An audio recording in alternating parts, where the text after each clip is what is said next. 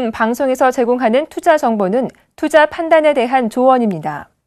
방송에서 제공하는 주식의 가치, 가격 상승 및 가격 하락에 대해서는 방송사에서 보장하지 않습니다.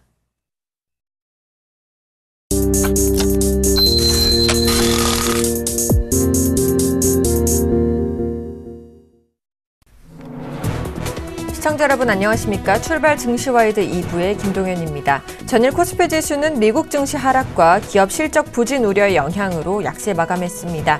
외국인이 순매도에 나서면서 지수 하락 압력으로 작용했죠. 기관은 오후 들어서 순매수로 전환하며 낙폭은 좀 축소되는 모습이었습니다.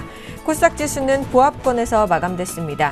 오늘 글로벌 증시 미국과 유럽 모두 상승 마감했는데요. 한 주를 마감하는 금요일 우리 증시도 글로벌 증시와 발맞춰갈 수 있을지 오늘도 저희와 함께해 주시기 바랍니다.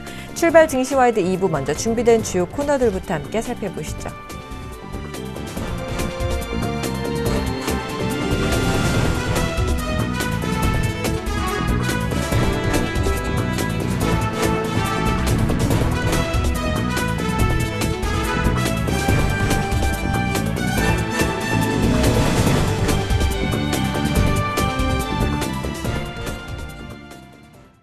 넘버원에게 듣는다 시간입니다. NH농협산물의 이진우 센터장님과 전화 연결해 보겠습니다. 안녕하십니까? 네, 안녕하세요. 네, 이번 주 뉴욕 증시는요. 애플의 호실적과 전일 캐터필라의 어닝 서프라이즈 기록 등 실적 호조세가 지수를 뒷받침해주고 있습니다. 어제 유가가 2% 정도 반등하긴 했지만 최근 유가 하락이 큰 변수로 우리 지수의 발목을 좀 잡는 모습인데요. 앞으로 유가의 추가 하락 가능성과 함께 뉴욕 증시에 미치는 영향까지 분석해 주시죠. 네, 유가는 최근 들어서 일단 급락선에 이제 멈춘 느낌입니다. 어제만 하더라도 블룸버그가 이렇게 확실하게 그 출처는 밝히지 않은 채 사우디가 9월달에 원유 생산량이 줄었다, 이런 보도를 하면서 유가 반등의 모멘텀을 제공했는데요. 좀 이상한 흐름입니다. 우리가 지금 알기로는 최근에 이 유가가 급락하는 와중에도 사우디아라비아가 원유 감산보다는 증산 결의를 하면서 오히려 국제 유가를 갖다가 확실하게 떨어뜨리면서 여러 가지 어떤 그 배경과 시나리오에 대한 가설이 난무했었죠. 러시아 같은 비오펙 국가들을 이번 기회에 아주 유가를 더 떨어뜨려서 그 경쟁력을 갖다가 저하시키고 자신들의 어떤 시장 장악력을 높인 다음에 궁극적인 유가 상승을 도모한다, 그런 얘기와 심지어 미국의 셰일 혁명에 대한 어떤 반기 아닌가. 유가가 너무 떨어진다면은 셰일 가스를 갖다 개발하는데 아무래도 힘들어지는 그런 국면이 있겠죠. 그러나 제가 봐서는 러시아의 푸틴 대통령이 최근에 우리 한 배럴당 80불, 85불 정도에서 휴전하자 하는 그런 얘기가 된 것 같고요. 요즘 기계가 시장을 지배하는 그런 흐름입니다. 이른바 알고리즘 매매죠. 손으로 전화로 주문하기보다 입력된 그 계산 공식에 따라서 매매 양상에 따라서 서로 상관관계를 지닌 다른 시장의 움직임에 따라서 매수 주문, 매도 주문이 나가는데 유가 상승과 주가 상승, 유가 빠질 때 주가도 빠지는 그런 식의 공식에 따라서 어제 같이 앞서거니 뒤서거니 하면서 유가와 주가가 같이 반등에 나서는 모습이었습니다. S&P 500 지수 차트 한번 제가 보내드린 거 띄워주신다면은요. 지난 10월 15일, 지난주 수요일입니다. 전날이 참 대단한 날이었죠. 전날 아래꼬리 길게 달리는 캔들, 이른바 기술적 분석 교과서에서 해머, 망치형이라고 얘기하는 올챙이처럼 생긴 저게 이제 급락 내지는 긴 하락 이후에 나타나면은 저거는 이른바 눈 감고 사야 되는 매수 신호로 여겨집니다만 저때 캔들이 지금까지는 유효하다고 보여집니다. 8월 중순에 우리가 일반적인 보도를 통해서도 조지 소로스가 미국 증시, 뉴욕 증시 하락에 한 22억 달러, 우리 돈으로 2조 원이 넘죠. 그런 베팅을 했다고 하더니만 결국 9월달에 이 장이 왔고 한번 이렇게 출렁한 장에서 할 만큼 했다고 봐야 될까요? 지난 10월 15일 날 저게 장중 저점에서 마감했고 지금도 거기서 못 벗어난다면 뉴욕 증시는 이미 작년 말 대비 마이너스입니다. 그러나 이후 지금 급한 반등이 나왔고 피보나치 비율에서 보시다시피 최근 낙폭에 대해서 61.8% 올라섰기 때문에 다시 뉴욕 증시가 상승세를 재개했다라는 기술적 판단도 가능합니다. 일단 여기서 우리 투자 여러분께서는 저 61선 바로 지금 어제자로 마감된 캔들이 머리를 맞대고 있는 60일선, 기술적 분석가들 사이에서는 수급선이라고 얘기하죠. 저 부분을 갖다가 올라설 수 있는가, 1960포인트인데 한번 주목할 만한 그런 상황이 된 것 같습니다. 반면에 우리 증시 지금 개장 전에 이렇게 지수 흐름으로 봐서는 그러네요. 탄력이 유럽이나 미국에 비해서는 좀 떨어지는 그런 장이 될 것으로 예상됩니다. 워낙 지수에 영향을 미치는 대형주들이 너무 안 좋은 때문으로 보여집니다. 미국은 이렇고 또 유럽은요. 네. 이틀 전에 ECB의 회사채 매입 가능성에 대한 기대감으로 급등을 했고요. 네. 또 어제 유럽의 제조업 지표가 호조세를 보임에 따라서 상승 마감하는 모습을 보여줬습니다. 시장에서 기대하는 ECB 회사채 매입이 실제 가능성이 있는 것인지가 가장 궁금하고요. 네. 또 그 효과는 어느 정도 작용할 것인지도 궁금합니다. 또 이번 주 일요일에는요. 네. 유럽 중앙은행들의 스트레스 테스트 결과도 예정되어 있죠. 네. 자, 이 글로벌 시장에 어떤 영향을 미치게 될지까지 말씀해 주시죠. 네, 그 ECB 회사채 매입 관련, 그거 지금 제가 보내드린 두 번째 차트 화면 슬라이드 한번 띄워주신다면요. 지금 로이터에서 단독 보도했습니다. 이른바 특종이죠. 왼쪽 기사가 그러죠. 익스클루시브 달아서 우리만 보도한다, 이걸 자랑스럽게 얘기하는데, 어떤 ECB 관계자에 따르면은 결국 그동안에 얘기 나왔던 ABS 그리고 커브드 본드 차원을 넘어서 회사채까지 매입을 검토하고 있다, 그런 얘기고, 오른쪽 기사는 그러한 보도와 관련해서 결국 유로가 약세를 보이고 있다, 유로 매도세가 강해지고 있다 하는 그런 내용입니다. 지금 ECB의 드라기 총재는 그게 하고 싶은 겁니다. 미국처럼 아예 유로존 가입 국가들에 발행하는 국채까지 사고 싶은 거죠. 그렇게 해서 지금 무엇 때문에 그러고 싶은지는 모르겠습니다만 ECB 대차 대조표를 확 늘리고 싶다는 얘기인데, 거기에 대해서 가장 반대하는 세력은 독일입니다. 독일은 계속해서 재정 균형을 얘기하는 거죠.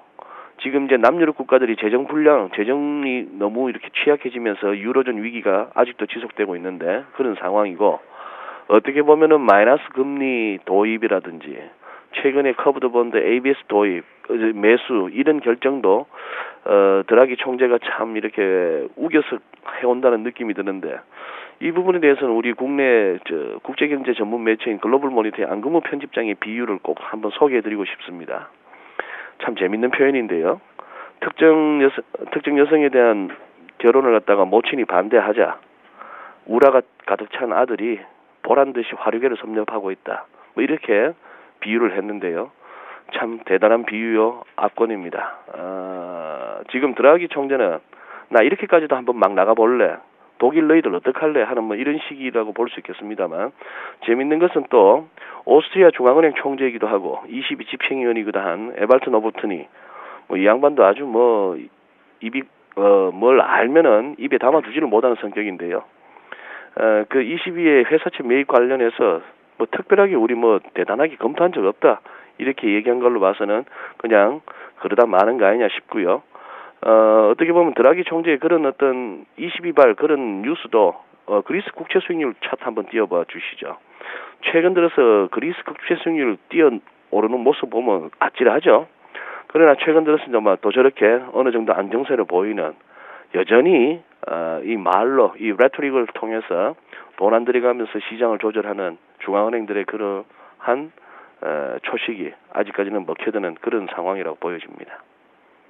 네, 이번에는 환율 쪽 한번 살펴보도록 하겠습니다. 이번 주 달러원 환율 1,050원대로 서서히 하락하는 모습을 보여줬고요. 또 중요한 건 원엔 환율이죠. 3년 만에 최저치로 1,960원대까지 장중 하락세를 보였습니다. 다음 주 환율 시장 전망과 레인지까지 함께 제시해 주시죠. 네, 일단 달러엔 차트 한번 띄워주시죠. 달러엔 차트 보시면은 지난 봄, 여름 동안에 101엔에서 103엔 사이에 가두리장을 만들었던 일본이죠. 자, 101에서 103엔 사이가 열리면은 책대로 갑니다. 그 폭이 2엔이죠. 103엔 열리면서 추가 2엔에서 105엔트 초반. 그 다음에 105엔트 초반이 열린다면 그냥 110엔까지 훌쩍. 그리고 나서 지금 이제 최근 들어서 조정을 받았는데요. 금년 들어서에 올라왔던 달러엔 상승폭의 절반까지, 그리고 105엔트 초반에서 발생했던 갭까지 채우고, 또 참 잘 맞아드는 일목균형표의 구름대까지 든든한 지지 구간을 형성하면서 다시 반등에 나서는 모습입니다. 108엔도 올랐었는데요. 지금 글로벌 달러 강세가 좀 재개되는 그런 양상이고, 지금 NDF-시스토 오늘 1,060원 정도에서 이렇게 1,060원 근처에서 개장가가 예상되는 그런 상황입니다. 아싸라게 그냥 이번에 1,050원을 한번 찍고 돌았더라면은 거래하시는 분들이나 전망하는 저 같은 사람도 좀 더 편했을 것 같은데, 기어이 1,050원은 못 찍었고요. 거기엔 또 우리 당국의 역할도 어느 정도 있었고, 엔원이 너무 많이 떨어진 데 따른 그런 상황이라서 유로도 그렇고 달러엔도 그렇고 전반적으로 달러가 다시 강으로 돈다. 우리 달러원도 아직까지 위쪽으로 봐야 할 레벨을 다 보지는 못했다. 그런 느낌이 드네요. 1,050원 아래쪽보다는 다시 계속해서 1,060원대 안착 시도 이후 1,070원, 1,080원을 갖다가 건드리는 그런 환율이 될 것으로 예상됩니다. 네, 지금까지 NH농협선물의 이진우 센터장님과 함께했습니다. 오늘 말씀 감사합니다. 네, 고맙습니다.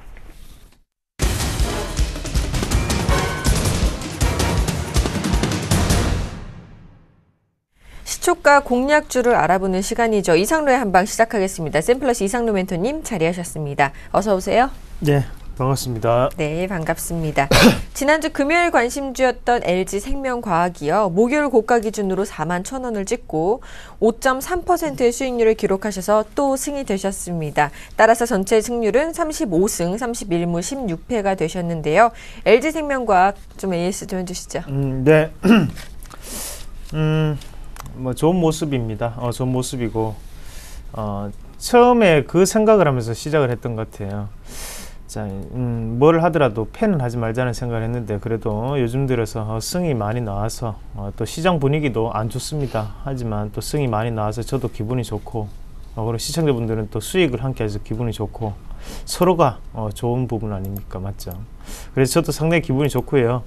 자, LG생명과학을 말씀을 드렸던 이유는 LG생명과학의 기업의 가치가 변하는 부분을 제가 말씀을 드렸었습니다.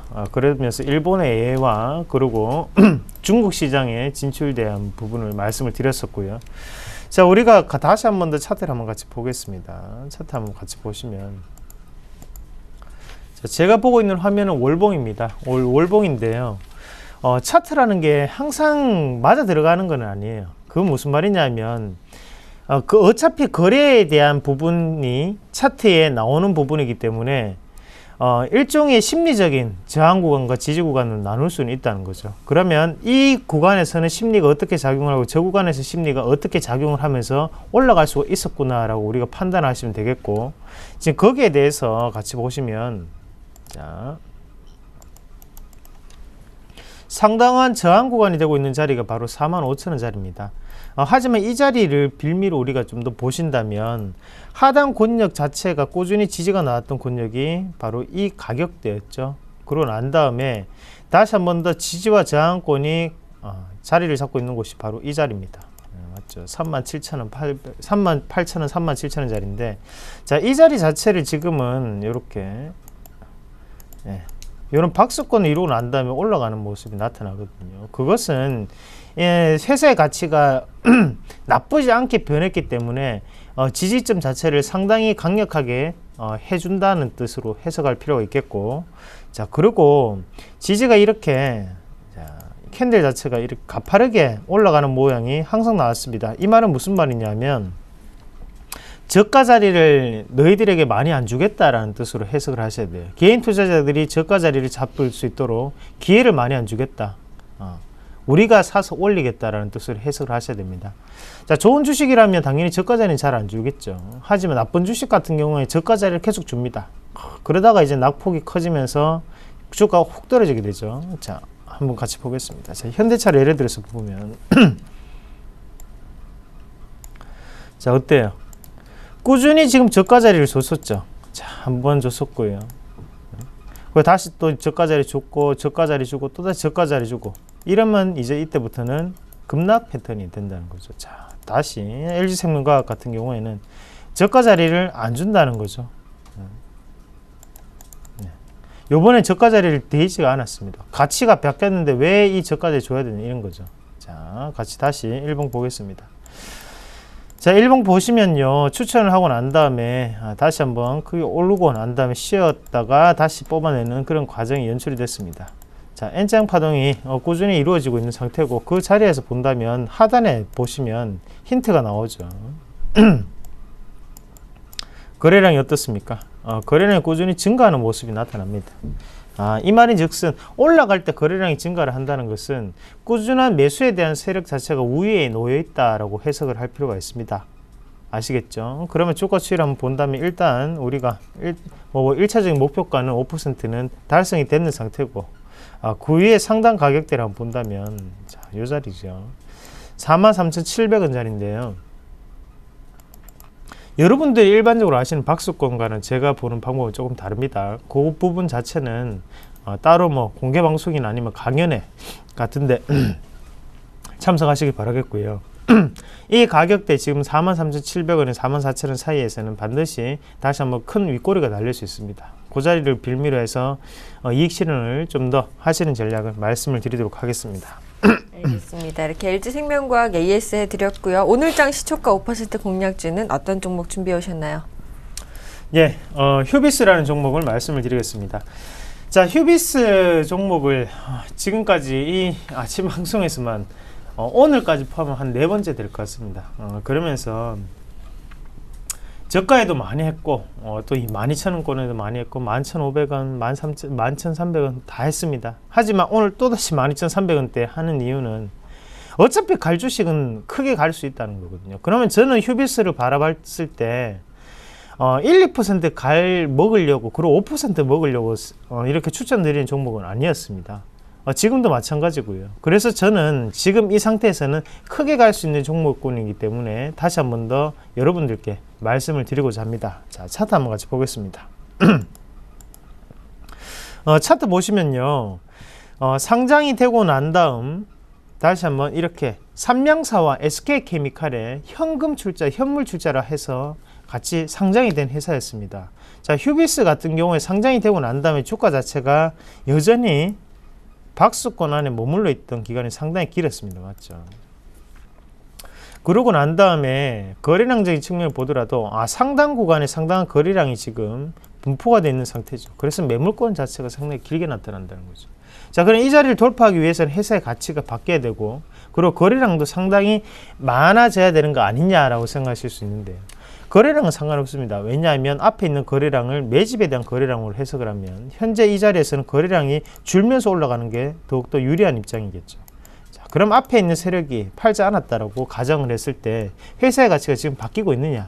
예, 바뀌고 있습니다. 어떤 부분이 바뀌고 있냐면, 지금 우리가 최근 들어서 시장의 트렌드적인 부분이 상당히 자리 잡히고 있는 게 바로 섬유 의복 업종입니다. 경기 회복이 시작이 될 때 초반에 시작이 될 수 있는 부분이 의식주라는 부분을 말씀을 드렸죠. 그러면 거기서 의에 해당하는 섬유 의복 같은 경우는 아직까지 큰 상승세를 겪어보지 못했다는 거죠. 왜냐하면 섬유 의복의 가장 원료가 되는 부분이 바로 화학 업종의 석유 제품입니다. 그러면 그 석유 제품들이 지금은 큰 수익성을 거둘 수가 없는 구조였기 때문에 섬유 의복이 그만큼 힘들었다고 우리가 보셔야 되는 거고, 대신 지금 우리가 다시 한 번 더 본다면 경기 회복에 대한 부분을 첫 번째로 말씀을 드릴 수 있겠고, 또 다른 부분은 바로 중국인들의 소비 패턴을 좀 더 말씀을 드릴 수가 있습니다.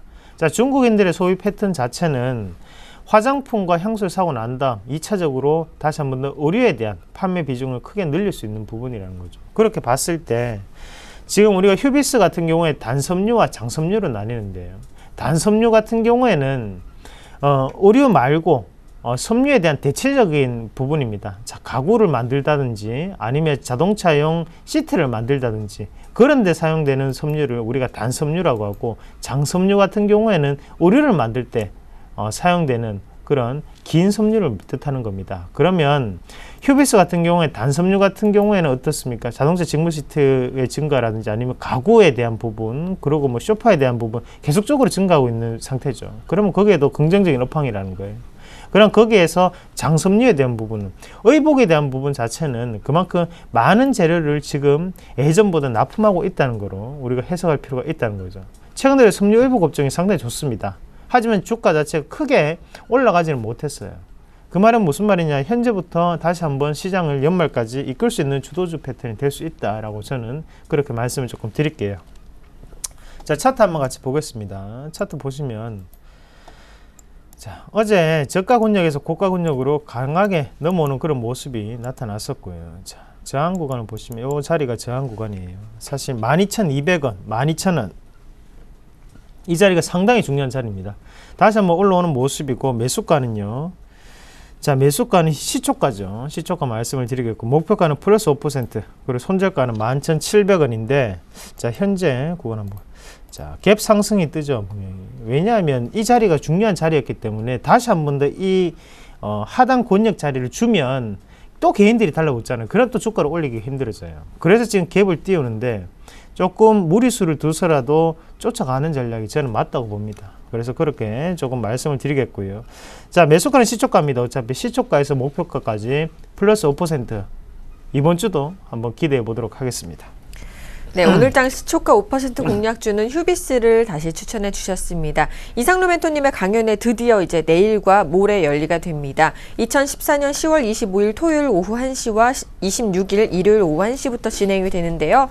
25일에는 동부증권 인천 지점에서 26일에는 우리투자증권 목동 지점에서 열리게 됩니다. 참가비는 무료인데요. 이번에 좀 참여하면 좋은 점 같은 거 뭐가 있을까요? 좋은 점이요. 방송에서 얘기 못하는 부분을 말씀을 드릴 수가 있죠. 이제 뭐 이런 부분이 이제 현대차가 왜 빠지는지 혹시 아십니까? 모르시잖아요, 맞죠? 우리가 알고 있는 거는 엔화에 대한 약세라든지 아니면 뭐 실적이 부진해서 빠졌겠지. 이런 부분이 있겠죠. 하지만 제가 전에 말씀드렸던 부분은 정의선 부회장에 대한 지분이 적어서라고 말씀을 드렸습니다. 현대글로비스는 많이 갔잖아요. 그 차이는 지분의 차이죠. 하지만 이런 부분은 강연회를 오셔야지 제가 말씀을 드릴 수가 있습니다. 그러면 요번에는 삼성 관련도 뭐 말씀을 드릴 수 있겠고 예, 뭐 아무튼 제 얼굴 보러 오세요. 알겠습니다. 지금까지 샘플러스 이상로 멘토님과 함께 오늘장 시초가 공략주 진행해봤습니다. 오늘 고맙습니다. 예, 고맙습니다.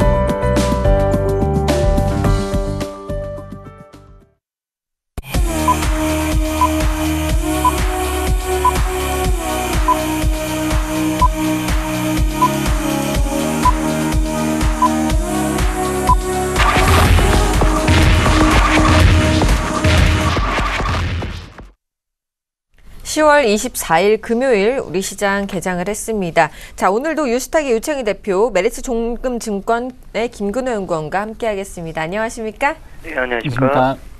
자, 먼저 오늘 개장 분위기부터 한번 살펴보도록 하겠습니다. 네, 개장 분위기가 나쁘진 않을 것 같아요. 어저께 조금 하락전을 하면서 마감을 했습니다만은 오늘 같은 시장은 어저께 하락을 했기 때문에 서서히 좀 반등을 보여줄 가능성이 높지 않을까 생각을 좀 하고 있고요. 코스피 시장이 한 0.5% 정도 상승을 해가지고 1940포인트대 잘 한다라면은, 만약에 상승이 좀 더 커진다라면 21선 자리 1950포인트 초반까지도 상승을 보여줄 수 있지 않을까, 오늘 1% 정도 상승도 가능할 수 있지 않을까라는 생각을 좀 하고 있고요. 코스닥 시장 같은 경우는 전체적으로 강한 흐름, 뭐 567포인트, 68포인트, 거의 570포인트대에 근접을 하고 있다 생각을 하고 있습니다. 시장 자체가 서서히 정상화에 가고 있지 않나 생각을 하고 있고, 일단은 안정권에 어느 정도 진입을 했다라고 판단을 하고 있습니다. 그래서 서서히 조금 너무 부정적인 인식보다는 긍정적으로 바라보시는 게 좋지 않을까 생각을 좀 하고 있고요. 선물 시장을 보신다면 전체적으로 베이시스가 여전히 좋지 못해요. 베이시스가 0.4 정도에서 형성이 되고 있기 때문에 아직 만기가 뭐 2달 이상 남은 상황에서 선물 베이시스가 이렇게 안 좋다라는 거는 아무래도 수급적으로도 아직 뚜렷하게 외국인들이 수급 개선을 기대하기는 조금 부족하지 않나 라는 생각을 하고 있기 때문에 선물 베이시스 동에 좀 변화 좀 보셨으면 좋겠고요. 환율적인 부분을 좀 보신다라면은 전체적으로 최근에 좀 원화가 다시 조금 강세를 좀 띠고 있는 것 같아요. 그래서 오늘 한 3원 정도 올라서 1,060원 정도에서 형성이 되고 있는데 한 1,060원 전후로 해서 안정세를 진입할 수 있지 않을까 생각을 좀 하고 있습니다. 그래서 환율적인 부분들도 일단은 좀 한숨 돌리면서 접근할 수 있지 않을까 생각하고 있습니다.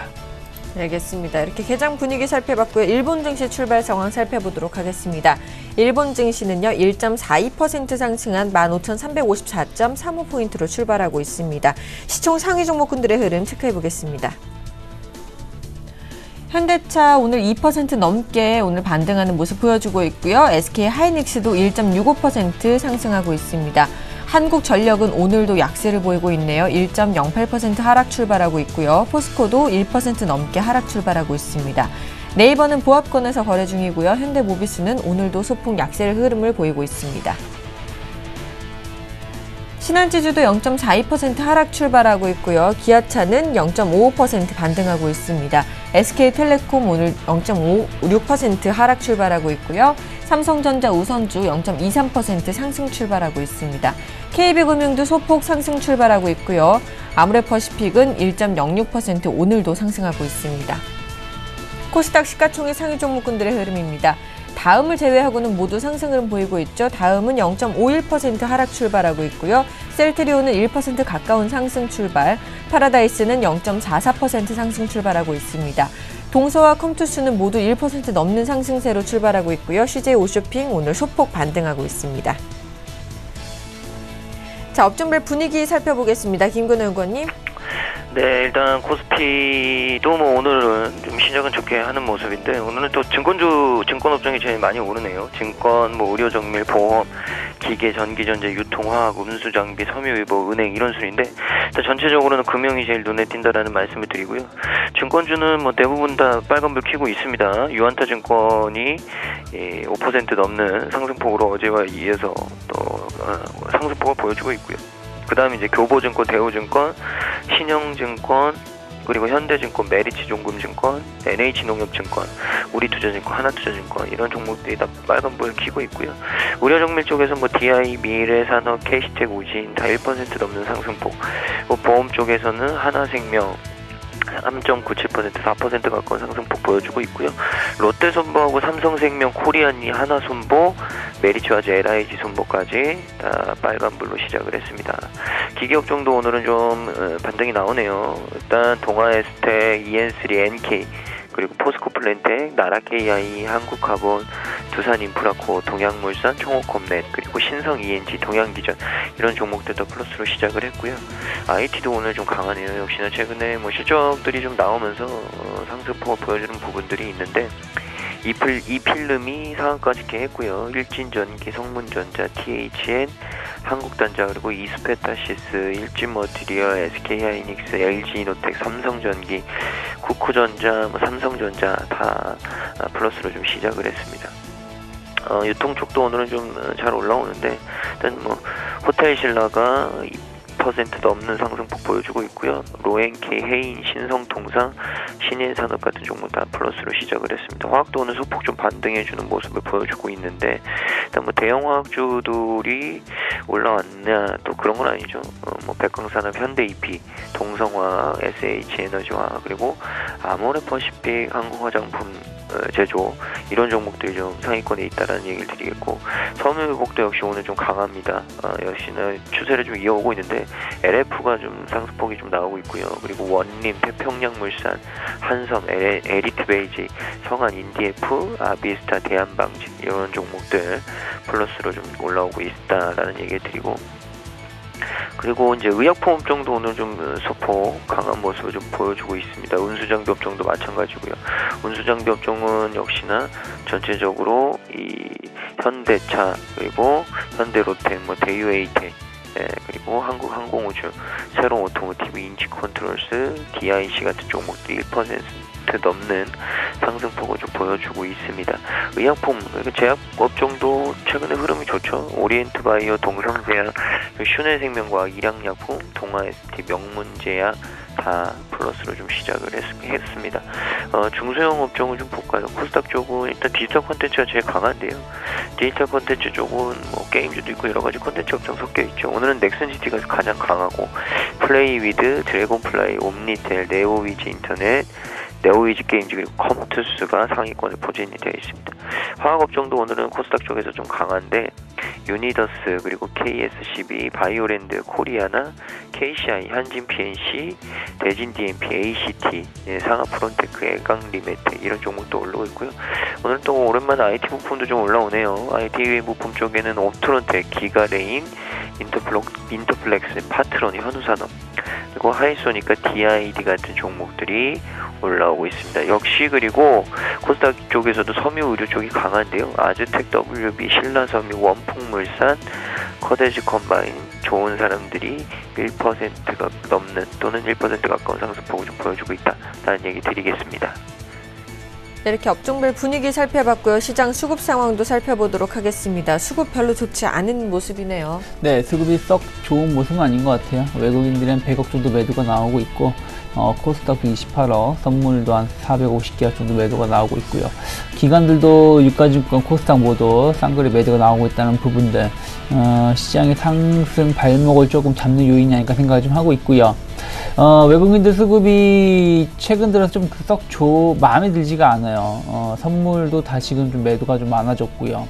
유가증권 시장도 어저께 같은 경우도 거의 2천억 정도 가까운 매도가 나왔기 때문에 약간 수급적으로는 여전히 좀 확인이 좀 필요한 것이 아닌가. 기술적으로는 어느 정도 안정화를 찾아오고 있는데 수급적으로는 조금 한 10% 정도 부족한 모습을 띠고 있다 생각을 좀 하고 있고요.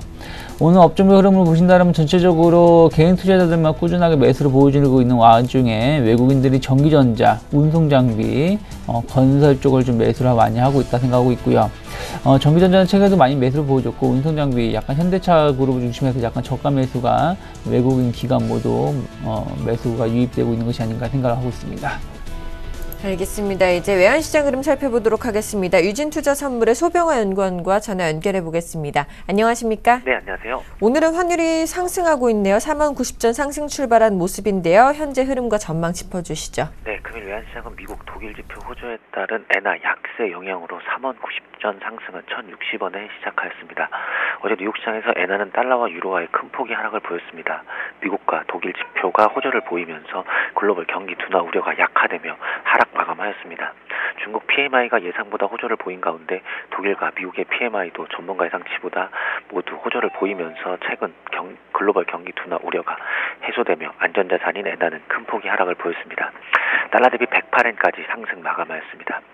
이 영향으로 뉴욕시장에서 1개월물 NDF도 상승 마감하였습니다. 최종호가는 1,061원에 마감되었으며 어제 서울한시 종가 대비 수합 포인트를 고려하면 3원 50전 정도 상승하여 마감한 수준입니다. 오늘 국내 외환시장도 엔화 약세에 따른 당국 개입 경계 강화로 어제 상승세를 유지할 것으로 보고 있습니다. 다만 위험자산 선호에 따른 주시장 상승 예상으로 상단은 제한되는 모습을 보일 것으로 예상을 하고 있습니다. 최근 환율 하락에 따른 엔원 재정 환율 부담으로 인한 당국의 경계심이 강화되고 있는 가운데 엔화가 어제 뉴욕시장에서 108엔대로 재진입하면서 엔원 재정 환율 하락에 따른 당국의 경계심이 더욱 강화될 것으로 보여집니다. 거기다 어제 미국 지표 호조와 독일 지표 호조 영향으로 글로벌 경기 둔화 우려가 해소되면서 최근 글로벌 달러 약세 요인이었던 미국 조기금리 인상 우려 해소가 다시 불가주며 어제 미국 국채 금리도 상승해 달러가 다시 강세 기조를 이어나갈 것으로 보고 있습니다. 다음 주 예정되어 있는 FOMC에서도 지표 호조로 인하여 매파적일 수 있을 것이라는 전문가들의 전망도 나오고 있어서 달러 매도 심리를 자극할 것으로 보여집니다.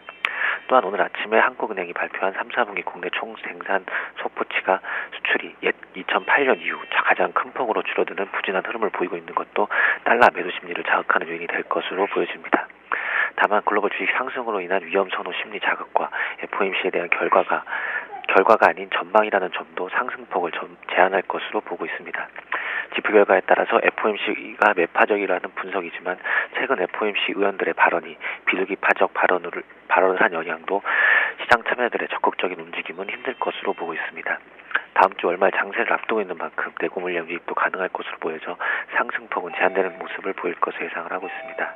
따라 금일 외환시장은 엔화 약세에 따른 당국의 경계심 강화와 글로벌 달러 강세로 상승세는 유지하겠으나 FOMC에 대한 의구심으로 인하여 1060원대 안착후 엔화 움직임에 민감하게 반응하는 모습 보일 것으로 예상을 하고 있으며 예상 렌즈는 1053원에서 63원 사이가 될 것으로 보고 있습니다. 네, 지금까지 유진투자선물의 소병화 연구원과 함께 외환시장 동향 살펴봤습니다. 오늘 말씀 감사합니다. 감사합니다.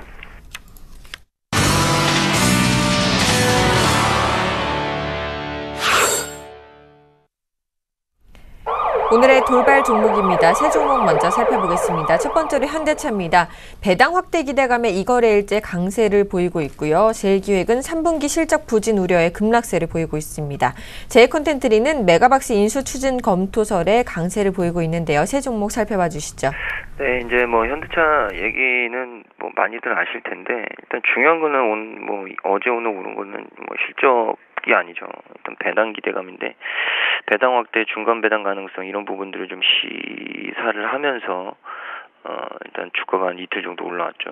일단 3분기 실적 발표 위한 이 컨퍼런스 콜에서 이 현대차 재경 본부장인 이원희 본부장이 친화적인 이 쉐어홀드에 대한 이 주주 정책을 배당을 큰 폭으로 확대를 하겠다. 그러니까 여기는 주주들한테 좀 환원을 하겠다. 그리고 중간 배당도 내년도에 좀 검토한다. 뭐 이런 얘기를 언급을 했습니다. 그래서 기대감 때문에 한 이틀 정도 올라왔는데 일단 뭐 바닥권에서 좀 올릴 만한 소스가 됐었던 것 같고요. 중요한 건 이게 과연 사라지면 어떤 걸로 현대차가 주가 상승을 하느냐. 실적도 실적인 부분, 그리고 뭐 아까 서두에도 뭐 저희 멘토님이 말씀하신 뭐 지분적인 관계 뭐 이런 것들 종합적으로 봤을 때, 그리고 전체적으로 이제 내수 브랜드 차량의 점유율이 높은 나라는 제가 알기로는 대한민국이 굉장히 좀 유일무이한 국가인데 이제 슬슬 자국 브랜드에 대한 이 점유율이 떨어지기 시작했죠. 그러니까 외산 브랜드들의 점유율이 늘어나기 시작했습니다. 물론 그에 따른 어떤 이 금융적인 혜택, 그러니까 고가이긴 하지만 못 살 수준은 아니다. 그러니까 파이낸셜 서비스가 더해지면 충분히 누구나도 외산 브랜드에 대한 접근성이 굉장히 높아졌죠. 그렇기 때문에 앞으로는 현대차, 기아차가 더 경쟁이 심화될 가능성이 높습니다. 그런 부분들을 봤을 때는 뭐 중장기적으로 좀 해결해야 될 부분들이 많다라는 생각이 좀 들고, 그런 것들이 좀 해결이 되지 않으면 주가가 좀 빠르게 반등하기에는 그렇게 녹록지 않다. 그래서 이 어제 오늘의 상승은 결국에는 오른 이유는 단기적인 이슈다, 이런 얘기를 좀 드리고 싶습니다. 그래서 그 부분을 좀 잘 판단하시는 게 맞지 않을까라는 얘기 드리고요. 두 번째 종목은 제일기획인데 3분기에 이제 어닝 쇼크가 좀 나왔네요. 그래서 오늘 하한가로 좀 가는 모습인데 3분기 실적이 굉장히 부진한 것으로 확인되자마자 주가가 빠졌는데 매출액이 6,015억, 그리고 당기순이익이 166억, 매출액은 7% 감소했고요. 당기순이익은 37.55% 감소를 했습니다. 매출액과 영업이익 모두 시장 컨센서스 하회, 특히 3대 주요 섹터인 이 한국, 그리고 중국, 그리고 유럽 가운데서 한국과 유럽 쪽의 매출 부진이 전체적인 실적을 좀 후퇴시키는 가장 큰 요인이었다라는 의견이 개진이 됐고요. 일단 실적이 부진했기 때문에 뭐 단기적으로 조정은 있다. 근데 이제 중국 비중이 내년에 의미 있는 수준으로 성장하지 않겠냐, 이런 논리를 좀 피고 있는데, 저는 뭐 오늘 거래량이나 이런 부분들 좀 봤을 때는 모르겠습니다. 일단 뭐 한 번의 충격이 좀 더 나오면, 그러니까 뭐 큰 음봉이 아니더라도 한 번 더 좀 하락이 나오면 그때는 좀 접근해 볼 수도 있지 않나. 일단 실적에 대한 압박은 뭐 단기적으로 좀 주가를 흔들어 놓을 수는 있겠지만 이제 바닥을 잡을 시기를 좀 고려해야 되는 것 아닌가라는 얘기도 좀 드리고 싶고, 밸류에이션은 사실은 뭐 지금 수준은 그렇게 매력이 없고요. 12개월 포워드를 했을 때 좀 그래도 밸류에이션적인 부분이 좀 매력이 있는 수준인데 일단은 뭐 한 번 더 충격이 나오면 그런 부분들로 인해서 좀 접근을 해봐도 되지 않겠냐 이런 얘기를 좀 드리고 싶습니다.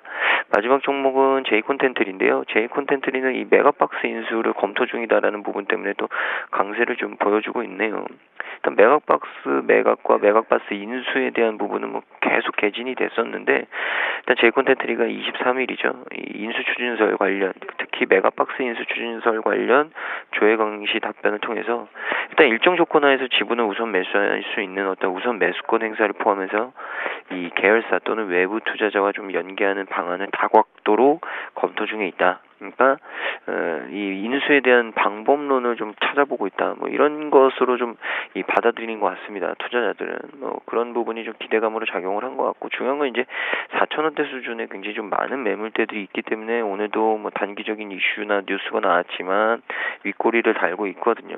결국에는 중요한 건 한 번도 굉장히 큰 이 거래량이 터지면서 이 지금 걸려있는 거래량들 좀 소진시킨다. 그러면 저는 1차적으로 한 4,200-300원 수준까지 한번 점프업 했다가 그 이후에 좀 논할 수 있을 것 같거든요. 그러니까 중요한 거는 4자냐 5자냐 이게 되게 중요한데 일단은 단기적으로는 4,000원대까지는 좀 무리 없이 올라갈 수 있지 않을까. 결국에는 뭐 한 4,300원에서 4,500원대가 다시 한번 좀 공방이 있을 가능성이 높고요. 거기를 돌파하면 이제 앞자리가 5자리로 바뀌는 굉장히 중요한 분기점이다라는 얘기 드리겠습니다. 세 종목 더 살펴보도록 하겠습니다. 첫 번째로 SK 하이닉스입니다. 4분기에도 깜짝 실적이 기대된다는 전망에 강세를 보이고 있고요. 대림산업은 3분기 실적 부진 여파에 52주 신저가를 기록했습니다. 유안타증권은요, 중국 차별화 기대감에 강세를 지속하고 있는데요. 이 세 종목 살펴봐 주시죠. 네, 하이닉스가 실적이 좋게 나온 것 같아요. 1조 3천억 정도 실적이 나왔는데 예상했던 1조 2,700억보다 조금 더 많이 나왔죠. 3분기 때 매출이 좋았다. 뭐 서버용 D램이라든지 뭐 스마트 판매 뭐 이런 부분들 관련된 부품들이 판매 늘어나다 보니까 실적이 좋게 나왔는데 어느 정도 예상을 했었던 부분들입니다. 그러니까 3분기 때까지 잘하면 올해 연말까지는 뭐 호황세는 계속 지속될 것이라는 기대감은 계속 남아 있었고 문제는 이제 올해가 지나면 좀 꺾일 수 있다는 부담감이 작용하다 보니까 주가가 지난 7월달 이후부터 어떤 힘을 못 내고 좀 약세를 띄었던 것이거든요. 그래서 이 부분에 대한 리스크는 여전히 좀 남아있다. 3, 4분기 실적 좋게 나올 거는 어느 정도 예상이 됐던 것이기 때문에 그것만 가지고 주가를 계속해서 위로 끌어올리기에는 좀 부담이 될 수 있지 않을까 생각을 좀 하고 있습니다. 그래서 일단은 뭐 기술적으로 보더라도 한 47,000원 정도 올라온다라면은 어느 정도 저항대에 부딪힐 수 있다라는 거 참고하시면서 접근하시는 게 좋지 않을까 생각을 좀 하고 있고요. 유안타증권이 어제 상한가 오늘도 한 7% 정도 급등세 보여주고 있어요. 참 그 포장이라는 게 어떻게 하냐에 따라서 달라질 수 있다는 걸 뭐 느낄 수 있는데 유안타증권 예전에 그 동양증권이죠. 그래서 뭐 동양 사태 이런 부분들에서 안 좋게 보여주다가 이제 대만 유안타증권으로 인수가 되면서 이름이 좀 바뀌었는데 어쨌든 이제 후광통, 그러니까 후광통이 뭐냐면 이제 우리나라 사람들도 이제 중국, 홍콩 그 시장을 통해 가지고 중국 주식을 직접 매입을 할 수 있다는 기대감이 있는 것이죠. 그래서 그런 것이 서비스가 된다라면은 결국은 유안타증권이 대만에 있는 본사이기 때문에 중국 관련된 서비스 뭐 이런 인프라를 많이 구축하고 있다는 것이죠. 그래서 그런 기대감으로 좀 회사가 좀 수혜를 입을 수 있지 않겠느냐라는 기대감이 있는데 글쎄 뭐 그러한 기대감만으로 뭐 올라가기엔 좀 너무 부담이 될 수 있지 않을까 생각하고 있습니다. 뭐 우리나라 사람이 중국 주식을 얼마나 거래할지는 잘 모르겠고요.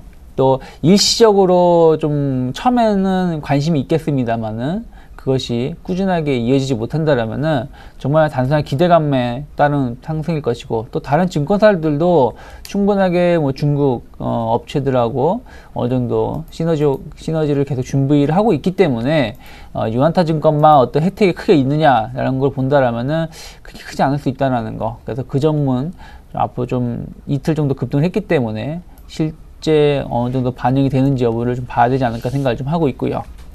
대림 산업이 상승으로 반전됐어요. 좀 약세가 큰 폭의 하락으로 출발했다가 반전을 하고 있는데 3분기가 한 700억 정도 이익을 예상했다가 1,600억 정도 적자가 나왔죠. 그래서 실적 실망감으로 좀 하락을 했는데 뭐 여전히 뭐 해외 플랜트 관련해서 저가 수주 그리고 또 사우디 프로젝트 손실을 반영시켰다 이런 부분들이 반영되면서 오히려 적자가 예상이 됐는데 4분기 때는 그래도 한 1,000억 정도, 1,200억 정도로 해가지고 흑자를 좀 기대를 하고 있다. 그러니까 아무래도 이제 미리 손실을 다 반영시켰기 때문에 4분기 때부터 정상화될 수 있지 않겠느냐라는 기대감이 좀 남아 있습니다. 그래서 이런 것에 대해서 좀 더 긍정적으로 평가를 하고 있는 것 같아요. 어차피 뭐 저가 수주, 손실 나는 거는 한 번은 맞아야 되는 사건이었기 때문에 그래서 일단 불확실성 해소에 좀 더 기대를 하고 있다 생각 좀 하고 있고요. 하지만 여전히 뭐 건설사 중에서 대림산업 그렇게 썩 좋은 모습을 띄고 있지 못하다 생각하고 있기 때문에 올라오는 것도 기술적 반등에 그친다라면은 한 6만 한 7, 8천 원 정도 올라오게 된다라면은 어느 정도 정체 현상 뜰 수 있지 않을까 생각 좀 하고 있습니다. 알겠습니다. 이어서 세 종목 더 살펴보도록 하겠습니다. 첫 번째로는 포스코입니다. 양호한 실적에도 불구하고 외국인 매도 공세의 약세 흐름을 보이고 있고요. 고려아연은 실적 호조에 배당 매력까지 더해지면서 강세 흐름을 연출하고 있습니다. 잘만테크는 감독당국 자료 제출 요구에 사흘째 하한가를 기록하고 있는데요. 세 종목 살펴봐 주시죠. 네, 일단은 뭐 실적 시즌이기 때문에 실적에 따라서 좀 왔다 갔다 하는 종목들이 굉장히 좀 많은 것 같습니다. 일단 포스코도 양호한 실적은 나왔지만 중요한 거는 이제 시황 자체가 그렇게 아직 돌아서지 않은 거죠.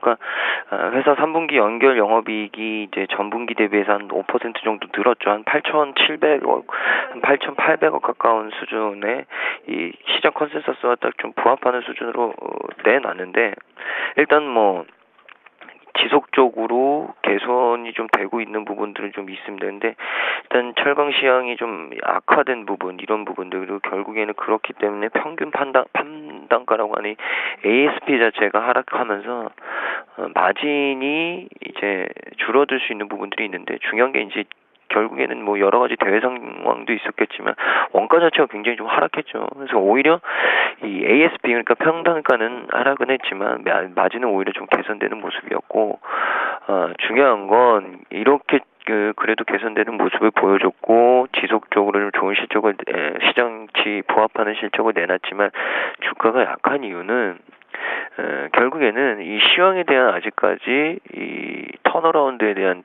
이 투자자들이 확답을 못하는 거죠. 이런 부분이 가장 좀 영향이 있었던 것 같고요. 업황이라는 건 보통 수요와 공급으로 이루어지는 부분들이 좀 많습니다. 근데 최근에는 일단 글로벌 경기가 다시 한번 좀 열어붙을 수 있다. 특히나 중요한 게 이제 중국 경기인데 중국에서 최근에 발표한 지표들은 좋은 것도 있고 나쁜 것도 있었습니다. 그러니까 섣부르게 중국 경기가 좋아진다 이렇게 판단들을 못하는 거죠. 거기다가 그러면 결국에는 경기 부양책을 좀 중국 정부에서 쏟아내줘야 되는데 이제 중국 정부의 딱 확답을 선을 그어버렸죠. 당장에는 자기네들은 경기 부양책을 쓸 생각이 없다. 결국엔 중국의 모멘텀이 굉장히 좀 많이 사라졌습니다. 그래서 이 철강 시황에 대해서도 뭐 전체적으로 어떤 투자자들이 느끼는 부분은 아직까지도 심리가 좀 얼어붙어 있다라는 부분이 있고 한 가지 긍정적인 건 이 세계적으로 철광석이 생산량이 늘어나면서 결국 원가는 굉장히 좀 하향 평준화됐다는 거죠. 그러니까 원가가 하향 평준화되면 결국에는 마진이 어느 정도는 좀 확보될 수 있다 이런 부분도 이런 논리인데 제가 봤을 때는 실질적으로 시장에 어떤 변화가 없으면 그런 요소는 오래가는 요소는 아니다. 단기적인 요소일 뿐 전체적으로 좀 좋아지려면 결국에는 이 시황이나 수급이 좋아져야 된다라는 얘기를 좀 드리겠습니다. 그리고 두 번째 종목 고려아연인데요. 어닝 서프라이즈가 나왔네요. 시총상이 대형주들이 최근에 전반적으로 좀 좋은 실적을 못 보여줬었는데 결국에는 고려아연은 좀 견조한 실적을 기록을 했고요. 자회사의 영업이익이 굉장히 좀 좋아졌습니다. 호주법인은 이 아연 시황 호조 최근 성공적인 구조조정 이익이 굉장히 좀 극대화됐고요. 분기 평균 환율은 하락은 했지만 아연 가격이 굉장히 많이 상승을 했기 때문에 프리미엄 자체도 굉장히 지속적으로 강세 기록 중에 있다. 그리고 금과 은 생산량이 모두 역대 최대치 수준을 경신하고 이런 부분들이 결국 가격이 좀 약세를 보여줬음에도 불구하고 견조한 실적을 낼 수 있었던 가장 큰 이유다라는 얘기가 좀 나왔습니다. 그래서 이제 3분기는 좋은 실적 내보였기 때문에 결국에 4분기 이제 어떻게 되느냐 이 부분도 궁금한데 4분기에도 어느 정도는 실적 호조에 대한 예상들을 좀 하고 있다는 거죠. 그래서 비단 3분기뿐만 아니라 4분기에도 굉장히 좀 관심들, 기대감들이 투자자들은 크다 이런 얘기를 좀 드리고 싶고요. 고려아연 같은 경우에는 뭐 주가상으로는 일단 2평 돌파는 해놨고 중요한 건 이제 앞으로는 매물대 돌파고 44만 원까지도 좀 볼 수 있을 것이다 단기적으로는. 근데 이제 뭐 물론 이 고려아연이 굉장히 좀 급등하는 종목은 아니기 때문에 조금 뭐 버벅거리면서 갈 수는 있을지 몰라도 저는 일단 40만 원대 중반까지는 도전해 볼 수 있지 않을까 이런 생각이 좀 듭니다. 그래서 그런 부분들을 좀 참고해 보시면 좋을 것 같고요. 뭐 밸류에이션을 좀 보더라도 현재 17배, 12개월 포워드로 13배인데 밸류에이션은 그렇게 뭐 굉장히 좀 매력 있다 이런 얘기를 드리기는 좀 힘들 것 같습니다. 힘들 것 같은데 중요한 건 뭐 프리미엄이나 이런 걸 좀 부여하면 그래도 지금 수준에서는 어느 정도 한 44만 원대, 그러니까 40만 원 중반대까지는 충분히 열려 있지 않을까 이런 얘기를 좀 드리고 싶습니다. 그리고 예, 그렇게 말씀을 드리고요. 마지막 종목은 잘만테크인데 잘만테크 같은 경우에는 뭐 회계 기준을 위반했다라는 혐의가 좀 또 제시가 되면서 하한가로 좀 직행을 계속하는 모습을 보여주고 있는데요. 4월째 하한가가 나왔네요. 일단 금융당국에서 회계기준 위반 혐의를 두고 잘만테크에 대한 감리 절차에 들어갔고요. 그리고 금융당국으로부터 회계감리와 관련된 자료 제출을 요구를 받았습니다. 그래서 검찰하고 금감원은 모뉴엘 그리고 잘만테크가 가공의 어떤 매출을 계상해서 매출액을 부풀리는 수법. 그러니까 결국에는 매출이 일어나지 않았는데 매출액을 늘린 거죠. 이런 수법으로 재무제표를 허위로 작성한 정황을 좀 포착한 것으로 알려졌는데 일단 한가가 3방 나왔죠. 3방 나왔는데 뭐 이런 종목은 뭐 한가 3방이라서 뭐 많이 빠졌으니까 접근하자. 이거는 아닌 것 같습니다. 그러니까 어느 정도 투자자들의 어떤 신뢰성을 회복하는 모습을 보여주기 전까지는 뭐 이런 종목은 접근을 금지하시는 게 맞지 않을까라는 얘기 드리겠습니다. 네, 이어서 세 종목 더 살펴보도록 하겠습니다. 첫 번째로는 하나생명입니다. 자사주 취득 소식에 강세 흐름을 보이고 있고요. LG화학은 나흘 만에 드디어 반등을 하고 있습니다. 서울반도체는요, 실적을 앞둔 조정세를 보이면서 신저가 행진을 이어가고 있는데요. 이 세 종목 살펴봐 주시죠. 네, 지금 뭐 하나생명이 자사주 2,600만 주 약 3% 정도 취득을 하겠다라는 얘기가 나오고 있죠. 그래서 주가가 좀 올라오고 있고요. 어느 정도 선 반영되어 있었다 생각하고 있고, 생명사들 실적이 좀 개선될 수 있다는 기대감 최근에 좀, 실적이 좀 모락모락 나오고 있어요. 그래서, 거기에 같이 편성해서 올라오고 있다 생각하고 있고요. 다만, 자사주 2,600만 주를 오늘 하루 만에 다 매입을 하는 건 아니죠. 시간을 두고 매입을 하는 것이기 때문에 뭐 하나생명 측에서 뭐 주가 자체를 뭐 엄청 끌어올리려고 매일같이 뭐 상한가에 매수하진 않을 것이기 때문에 이로 인해서 상승은 어느 정도 좀 제한적일 수밖에 없지 않을까 생각을 좀 하고 있고요. 한 7,600원 정도 혹은 7,800원 정도 오게 된다라면은 매물대에 좀 부딪힐 수 있다라는 거 착안하시면서 일단 장기적으로 중장기로 보면 긍정적인 뉴스입니다만은 이것이 단기적으로는 어느 정도 소멸해 가고 있는 뉴스가 아닐까 생각을 좀 하고 있고요. 서울반도체가 오늘도 급락이 나오고 있습니다. 5% 정도 하락을 하고 있는데 실적 발표를 좀 눈앞에 두고 있죠.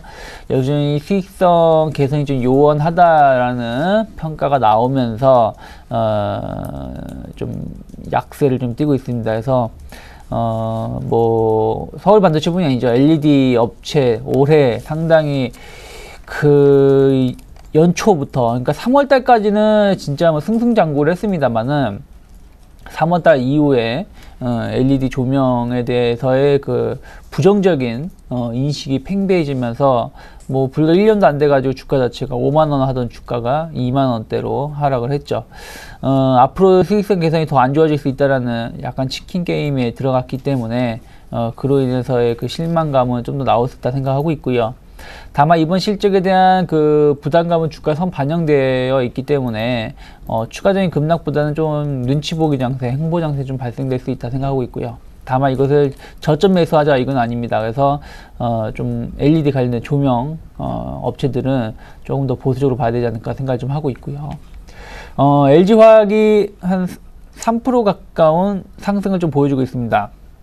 한 18만 8천 원, 19만 원 정도의 이제 진입을 하려고 하고 있는데 이번에 실적이 썩 좋지 못했죠. 5조 6천억 매출을 보여줬고 한 3,500억 정도 영업이익을 보여줬는데 뭐 배터리라든지 뭐 화학 부분들은 어느 정도 선방을 했습니다만은 전자 소재 쪽에서 계속 수익성이 안 좋게 작용을 했기 때문에 거기에 따른 좀 치명타를 맞았다 생각을 좀 하고 있고요. 당분간 뭐 좀 안 좋은 흐름이 좀 더 이어질 수 있다 생각하고 있습니다. 화학주들이 뭐 맨날 발표를 할 때마다 이번 분기가 바닥이다 얘기가 나왔습니다만은 그것을 좀 무참히 깼기 때문에 거기에 따른 실망감이 있고 또 ELS 관련해서 녹이녹 물량 기간의 물량도 있기 때문에 좀 하락을 했다 생각하고 있습니다. 그래서 제가 봤을 때 추가적인 급락은 없겠습니다만은 반등이 나온다고 하더라도 한 21, 2만 원 정도 기술적 반등이 올라온다라면은 그 이후에는 조금 상당히 좀 진통이 좀 있을 수 있다라는 거 생각하셔야 되지 않을까 생각하고 있습니다. 네, 지금까지 유스탁의 유창희 대표, 메리츠 종금증권 강남금융센터의 김근호 연구원과 함께 오늘장 특징주들 분석해봤습니다. 오늘도 좋은 분석 감사합니다. 네, 감사합니다. 감사합니다.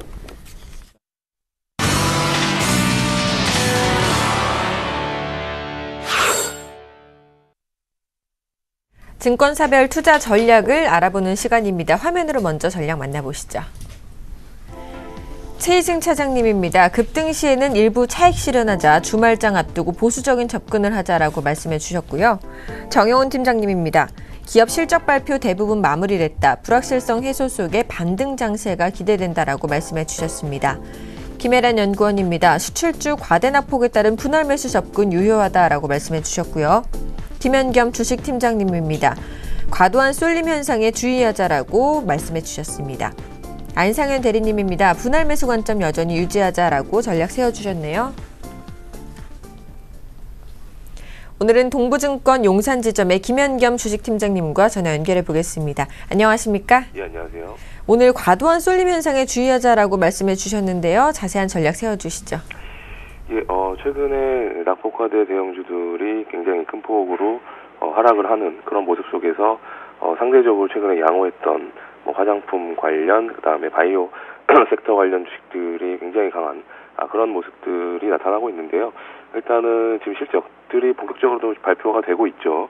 LG화학 같은 경우 실적이 좋지 않게 나오면서 계속적으로 실적 발표 이후에도 추가적인 하락을 기록을 했지만 지금부터는 낙폭화대 대형주도 관심을 갖자라고 말씀을 드리겠습니다. 그 이유는 최근에 글로벌 경기 둔화의 우려가 갑자기 불거지면서 특히 유럽 쪽에서 불거졌죠. 그러면서 시장이 조정을 받았는데요. 어제 발표됐던 유럽 제조업 PMI 지수 예상치를 상회한 50.7을 기록을 하면서 오히려 최근 들어 가장 양호한 그런 제조업 PMI 지수가 나타났고 중국 역시 HSBC PMI 지수 나쁘지 않게 발표가 됐죠. 이런 것들을 종합해 봤을 때는 지금 수출주의 과도한 그런 우려는 조금 너무 과도하다라는 관점에서 어제 대림산업이 2천억 원에 가까운 적자의 실적을 발표했는데요. 오늘 장 초반 아침 시초가로 마이너스 4%로 시작을 했지만 지금 플러스 2%, 이것이 시장의 방향성을 알리는 그런 시그널이 아닌가 생각이 되기 때문에 지금은 낙폭과대 대형주 쪽에 좀 더 포커스를 맞추시는 그런 투자 전략이 바람직할 것으로 보입니다. 네, 지금까지 동부증권 용산지점의 김현겸 팀장님과 함께 오늘장 핵심 전략 세워봤습니다. 오늘 말씀 감사합니다. 네, 감사합니다.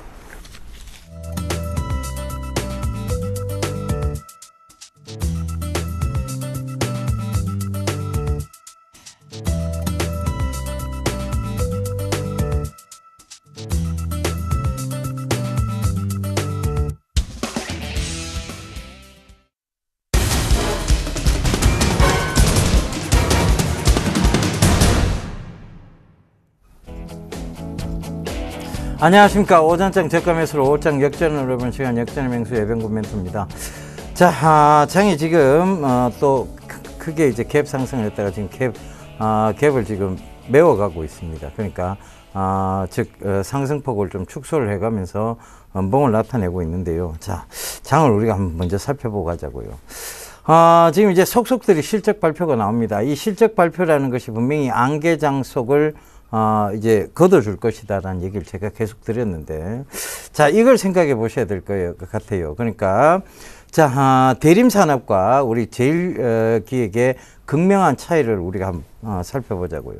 대림산업은 둘 다 실적은 안 좋게 나왔습니다. 그런데, 자, 대림산업은 보면, 실적이 안 좋게 나왔음에도 불구하고 오늘, 하락세를 만들어내고는 결과적으로는 지금 양봉으로 돌려놨어요. 이 얘기는 뭐냐면, 지금 플러스로 돌려놨는데, 이 얘기는 뭐냐면, 자, 선반영됐다는 얘기예요. 그죠? 선반영되고 그 불확실성이 해소되면서 올라오고 있다는 얘기고. 자, 그럼 제일기획은 한번 보세요. 제일기획은 선반영된 부분이 크게 없습니다. 그래서 제일기획은 선반영이 안 됐으니까, 즉, 많이 빠진 게 아니에요. 그죠? 즉, 뭐, 이번 장에서 크게 빠진 것도 아니고, 선반영이 된 모습은 아닙니다. 그리고 여기서 갭 하락을 크게 띄우면서 거기서 더 낙폭을 키워버렸습니다. 이건 뭐냐면, 반영이 안 됐기 때문에 더 우려가 현실화가 돼버린 거죠. 그죠? 그러니까 이 얘기는 결과적으로 선반영됐느냐, 선반영되지 않았느냐에 대한 차이를 여러분께서 명확히 구분을 하셔야 된다는 얘기입니다. 그죠? 그래서 그 부분 꼭 좀 참고해 보시고요. 결과적으로는 실적 좋은 쪽으로 갈 수밖에 없다. 실적 좋은 쪽이 결과적으로 우선적으로 올라올 수밖에 없다. 이 부분도 참고를 해보셔야 될 것 같아요.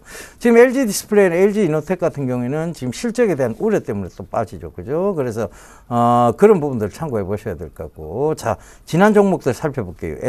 자, 제가 강조드렸던 실적 좋은 종목들 한번 보세요.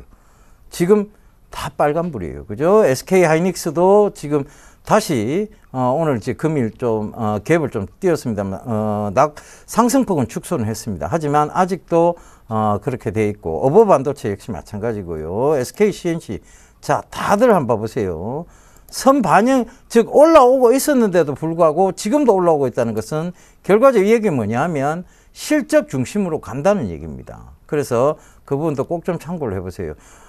그리고 지금 전체적으로 살펴보면 지금 제약 관련주들 또 GCF 관련주들도 많이 올라오고 있는 모습도 보여주죠. 그죠? 그리고 철강주들도 크게 나쁘지 않습니다. 그 점도 참고를 해보세요. 제가 철강 섹터 그게 아직은 죽을 섹터가 아니다라고 얘기 드렸었죠. 그죠? 그 부분도 참고를 해보셨으면 좋겠습니다. 그래서 전체적으로 보면 실적 우려가 더 과도해질 수 있다. 그 부분도 꼭 좀 참고를 해보세요. 그 부분 참고가 됐으면 좋겠고. 자, 그래서 이런 부분들이 좀 전체적으로 참고가 됐으면 좋겠네요. 그죠? 자, 그러면 이번 한 주간의 어떤 흐름들을 좀 체크를 해봐야 될 것 같아요. 그죠? 자, 월요일 날이었습니다. 기획 3000포인트 시대 계속 월요일 날 지금 꾸며가고 있죠. 그죠? 좀 말은 무색해졌습니다만은 일단 제가 월요일 날 설명드렸던 것은 자본 중심주의의 시장 원리를 가지고 있다. 그래서 그 부분들이 충분히 반영이 될 것이고 미국 등 글로벌 경제 공조 체제가 형성이 되어 있기 때문에 이대로 유럽에 대한 위기를 확산시키지 않을 것이라는 얘기 드렸습니다. 그죠? 그 다음에 실적 발표와 더불어서 이 안개 속 장세가 타파가 될 것이다. 그래서 현대차가 전일 실적 발표와 더불어서 확 올라왔죠. 그죠? 그 부분도 참고를 해보세요. 그 다음에 코스피는 1920선 회복 여부, 그 다음에 코스닥은 550선 회복 여부가 중요하다 그러는데 그 이상 올라왔습니다. 그것도 참고를 해보세요. 그 다음에 그 이튿날, 그 이제 화요일 날이죠. 그죠? 그 다음날 간다 확 간다에서는 제가 삼성전자와 삼성메디슨의 합병을 말씀을 드리면서 그 부분을 얘기를 드렸어요. 그죠? 그러니까 그 헬스케어 관련주죠. 그리고 유헬스케어 관련주인데 결국은 웨어러블 디바이스 초기 형태는 거의 의료기기 쪽으로 연결이 될 것이라는 부분, 그리고 원격 진료 형태의 초기 단계가 나올 것이라는 부분. 그래서 이번 한 주 동안 내내 뭐가 좋았는가 하면요, 인성정보라든가 그 다음에 이런 종목들 인성정보, 그 다음에 비트컴퓨터 요 종목들이 계속 괜찮았습니다. 그래서 그 부분도 꼭 좀 참고를 해보세요. 결과적으로는 이런 종목들이 좀 요번 한 주 동안 계속 좀 강했어요. 그죠? 그 부분도 참고를 해보셨으면 좋겠고. 자, 그 다음 간다 또 간다 이제 수요일 날이었죠. 그죠? 그때는 섬유 의복, 업황에 대한 업사이클링에 대한 부분에 대해서 말씀드렸어요. 마진 개선이 되고 있고 장기적 침체에서 탈피를 하고 있다.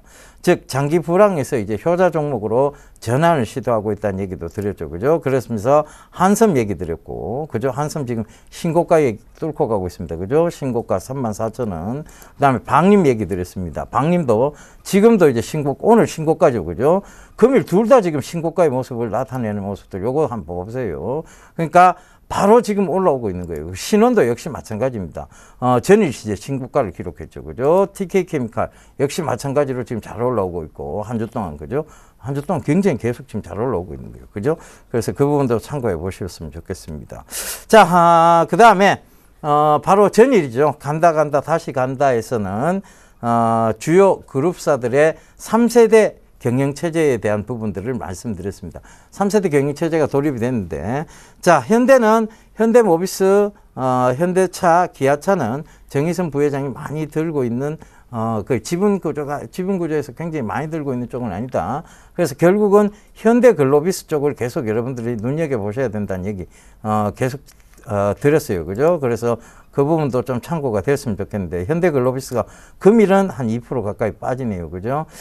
실적에 대한 부분인 것 같아요. 그죠? 이 부분은, 근데 금방 이 부분은 뭐, 회복을 하는 부분입니다. 그죠? 그 부분 참고해 보시고. 그 다음에, 자, SK 쪽은, 지배구조상 보면 SK네트워크스와 SKCNC가 최태원 최기원 회장의 지분이 가장 많다라고 말씀드렸어요. 그러니까 SK네트워크스하고 SKCNC는 지금 계속 아직도 올리는 쪽이에요. 그죠? 금일 SKCNC도 보면 아시겠지만, 지금 또 2% 가까이 올리고 있죠. 그죠? 그러니까 금일도 이제 신고가를 지금 만들어내려고 하고 있어요. 그죠? 그 부분도 참고를 해보셨으면 좋겠습니다. 그 다음에, 지금 삼성 쪽은, 보강그룹이죠. 그죠? 이재용 부회장이 홍라이 여사의 그 영향을 가장 많이 받았다. 이 얘기를 드리면서 보강그룹에 대한 얘기를 드리면서 피닉스 홀딩스와 피닉스 소재에 대해서는 얘기를 드렸는데요. 피닉스 소재는 최근에 너무 많이 올랐어요. 근데 피닉스 홀딩스는 이제 계속 지금 점진적 상승을 하고 있다는 부분도 말씀을 드렸는데, 이 피닉스 홀딩스도 오늘 한 1%대 가까이 오르고 있고요. 그죠? 그 다음에 크레디오도 역시 마찬가지입니다. 한 1%대 가까이 오르고 있죠. 이게 삼성 관련주라고 보시면 돼요. 지배구조 개편. 그 다음에 효성에서는 조현준 부회장이 가장 많이 지금 지분을 확보하고 있는 게 효성 ITX다. 그래서 효성 ITX는 늘 조정이 들어오면 15,000원대 부근에 조정이 들어오면 늘 반등이 온다. 이 얘기를 또 드렸었죠. 그죠? 그래서 지금 좀 강하게 올라오고 있는 모습들 지금 되고 있습니다. 결과적으로 제가 말을 계속 바꾼 적은 한 번도 없습니다. 이 지배구조도 수익을 말하다 시간에 여러분들께 다 설명을 드렸던 부분이고, 철강 관련 섹터도 마찬가지로 여러분들께 다 설명을 드렸던 부분이고, 자, 그리고, 지금 여러 가지 지금 이런 섹터들, 그리고, 사물 인터넷 관련주도 여러분들한테 계속 얘기 드렸던 부분이에요. 그 실적과 관계된 얘기도 여러분들한테 계속 주구장창 일관된 얘기를 드리고 있습니다. SK넷 하이닉스 같은 경우는 정말 주구장창 일관된 얘기를 드리고 있는데도 불구하고 지금 여러 사람들이 이거 갖고 말이 많아요. 근데 결과적으로는 SK 하이닉스가 이렇게 강하게 올라오는 것은 보다 실적이라고 보시면 될 것 같습니다. 그래서 그 부분도 꼭 좀 참고를 해보시고요. 자, 제가 오늘 아침 신문강좌에서도 여러분들께 그 신문강좌를 들으신 분들은 아실 거예요. 신문강좌에서도 뭘 강조를 좀 드렸느냐 하면, 앞으로의 산업 동향은 굉장히 크게 바뀔 수 있다는 부분입니다. 자, 요 얘기를 좀 잠깐 드리고 왔고요. 중국이 지금 많이 바뀌고 있죠. 위안화에 대한 부분들을 신경을 쓰기 시작하면서 중국이 경제 지배력을 강화시키기 위해서 노력을 하고 있습니다.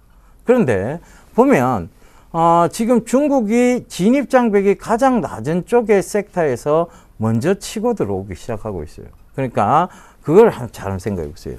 지금 알리바바가 중국 업체죠. 그런데 이 알리바바가 하고 있는 게 온라인 쇼핑몰 쪽이에요.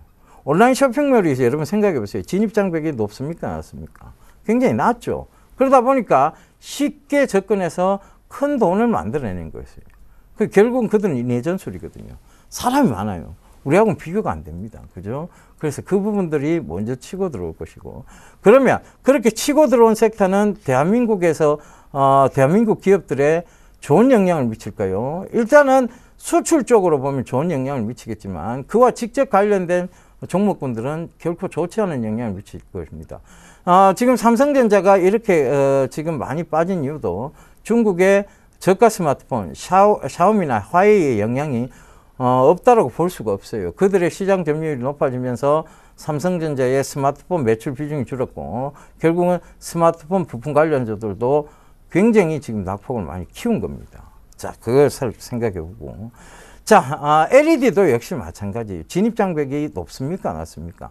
역시 진입장벽이 낮습니다. 그러면서 대량 생산이 가능하죠. 그 얘기를 오늘 아침에 드렸는데 오늘 LED 관련주들이 급락이 나오고 있습니다. 이 부분 참 어떻게 보면 제가 아침에 얘기 드리고 들으면 무섭다는 생각이 드는데 그러면 앞으로의 산업 동향은 중국과 관련해서 연관지어서 곰곰이 생각을 해보시지 않으면 여러분들 결국은 내년 시장에서 정말 변혁을 한번 겪으실 수도 있어요. 그래서 그 부분 참고해 보신다면 자, 앞으로는 이 프로그램을 통해서 여러분들께서 산업 동향을 꼼꼼히 체크할 수 있는 그런 시간이 됐으면 좋겠습니다. 아마 이 프로그램을 저희가 개편이 되면서 새로운 모습으로 여러분들께 아마 찾아뵐 것 같아요. 그러니까 그전까지도 여러분들 이 프로그램을 계속 꾸준히 시청하시면서 산업 동향에 대한 바른 체크들을 여러분들께서 같이 해나가시는 그런 시간이 됐으면 좋겠습니다. 저는 이만 물러가고요. 아유, 말씀드리고 있는 순간에 코스피가 하락 반전을 해버렸네요. 그죠? 이게 왜 하락 반전을 할까요? 미국이 어제 전이 그만큼 올라가고 했는데도 결국 아직 우리 시장이 견조하지는 못하다는 얘기입니다. 그죠? 실적 발표와 더불어서 지금 하락이 오히려 나오고 있다. 자, 이건 지금 견조하지 못하다는 얘기예요. 그래서 제가 왜 지금 자꾸 중소형주, 중소형주, 즉 밑으로 배팅할 수 없는 시스템인 중소형주에 그렇게 강조를 드렸는지 이제는 여러분들께서 이해하시리라 믿습니다. 그래서 꼭 좀 참고하시고요. 저는 다음 주 월요일 날 다시 인사드릴 것을 약속드리면서 이만 물러가도록 하겠습니다. 장 마감까지 성투하시고요. 좋은 주말 보내십시오. 감사합니다. 예병분이었습니다.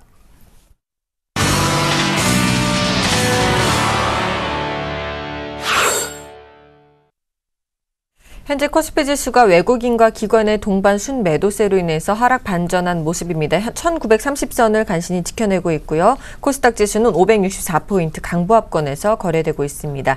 출발 증시와이드 오늘 준비한 소식 여기까지입니다. 저희는 다음 주에 다시 찾아뵙겠습니다. 시청해주신 여러분 감사합니다.